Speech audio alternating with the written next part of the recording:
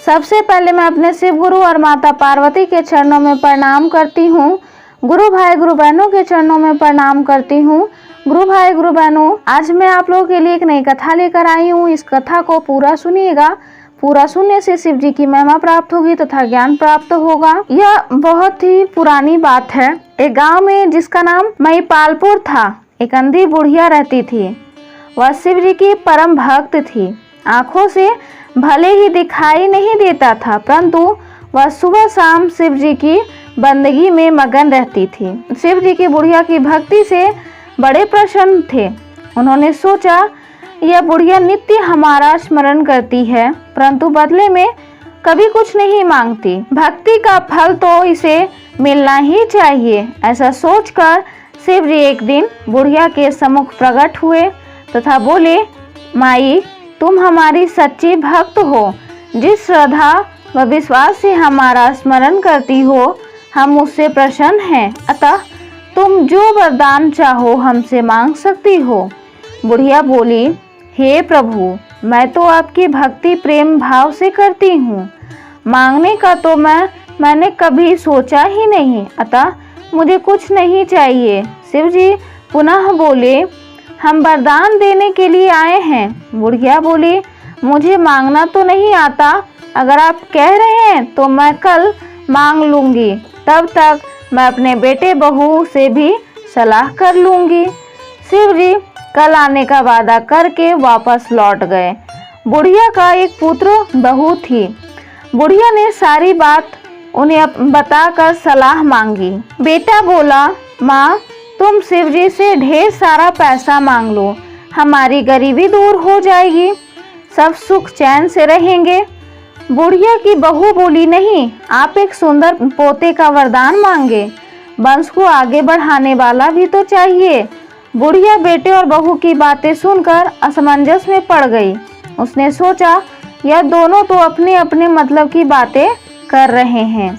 बुढ़िया ने पड़ोसियों से सलाह लेने का मन बनाया। एक पड़ोसन भी नेक दिल थी। उसने बुढ़िया को समझाया कि तुम्हारी सारी जिंदगी दुखों में कटी है। अब जो थोड़ा जीवन बचा है वह तो सुख से व्यतीत हो जाए।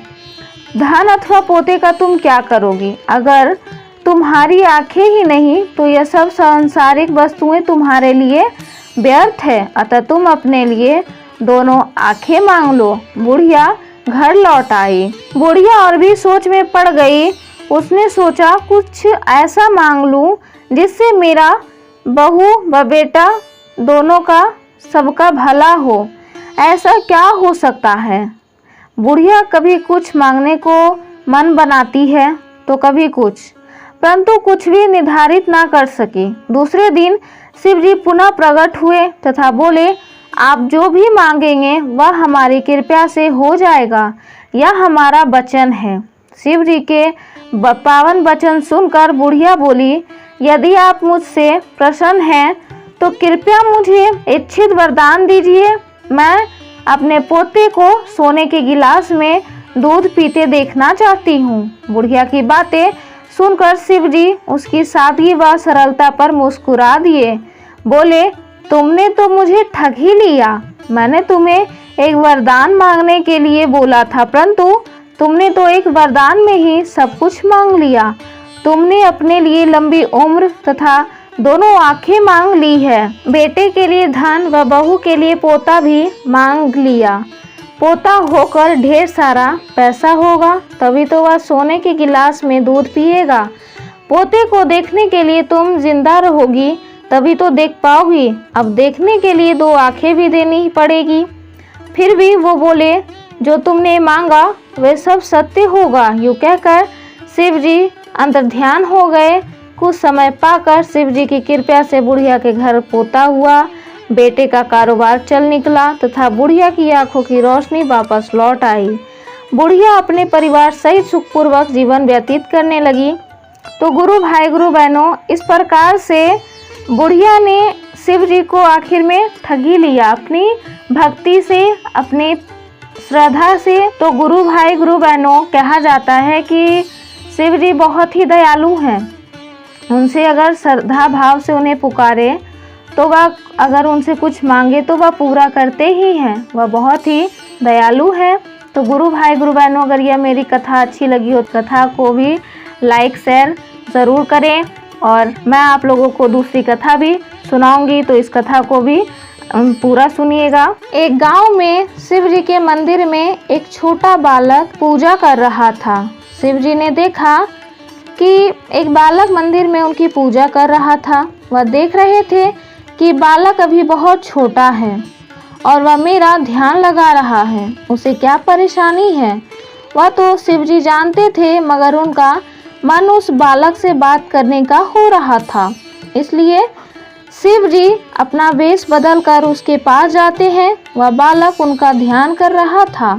तभी शिव जी ने उसे आवाज़ लगाई थी। वह बालक देखता है कि एक साधु जी पीछे खड़े हैं। वह साधु जी कहते हैं कि तुम मुझे बुला रहे हो। बालक कहता है कि मैं तो शिव जी को बुला रहा था, मगर वह अभी तक नहीं आए हैं।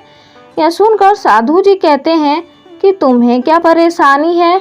वह बालक कहता है कि मेरी माता की तबीयत बहुत खराब है, वह ठीक नहीं हो रही है। मैं शिव जी से यह कह रहा था कि उनकी तबीयत को ठीक कर दो। मैंने तो सुना है कि पूजा करने से सब कुछ हो सकता है, वह मेरी माता को ठीक कर सकते हैं। उस बालक की बातें सुनकर शिव जी प्रसन्न होते हैं, क्योंकि उन्हें पता है कि वह बालक सच कह रहा है। शिव जी कहते हैं कि तुम्हें घर जाना चाहिए, तुम्हारी माता ठीक हो गई है। यह सुनकर बालक खुश हो जाता है। वह कहता है कि शिव जी ने मेरी माता को ठीक कर दिया है। वह बालक घर चला आता है। जब वह घर जाता है तो माता ठीक हो गई थी। यह देखकर वह खुश हो जाता है और वह अपनी माता से कहता है कि मैं हर रोज़ मंदिर में जाकर पूजा करता था, इसलिए शिव जी ने मेरी बात मान ली है। यह सुनकर माता कहती है, भगवान सभी बच्चों की बातें आराम से सुनते हैं, उनकी मनोकामना पूरी करते हैं, इसलिए मेरी तबीयत ठीक हो गई है। वह लड़का कहता है कि अब से मैं हर रोज़ शिव जी का पूजा करता रहूँगा। यह सुनकर माता खुश हो जाती है। शिव जी भी उनकी बातें सुनते हैं और फिर प्रसन्न हो जाते हैं। उसके बाद उस जगह से चले जाते हैं। गुरु भाई गुरु बहनों, यह शिव जी की कहानी हमें यह बताती है कि सच्चे मन से की गई पूजा कभी भी विफल नहीं जाता, हमेशा सफल ही हो जाती है। इसलिए गुरु भाई गुरु बहनों, अगर मेरी वीडियो अच्छी लगी हो तो मेरी वीडियो को लाइक करें, शेयर करें और मेरे चैनल पर अगर नए हैं तो मेरे चैनल को जल्दी से सब्सक्राइब कर लें, ताकि मेरा हर एक वीडियो आप तक पहुंच जाए और मैं आप लोगों को इसी तरह हर दिन शिव जी की नई नई कथा सुनाऊंगी, और जिससे आपकी हर मनोकामना पूर्ण हो। और शिव जी और माता पार्वती से मैं प्रार्थना करूंगी कि आपके माता पिता की लंबी आयु हो, आपके घर में हमेशा खुशियां बनी रहे, और मुझे सपोर्ट करें। हर हर महादेव, घर घर महादेव। वीडियो में बोलते समय अगर मुझसे गलती हो जाए तो मैं क्षमा चाहती हूँ।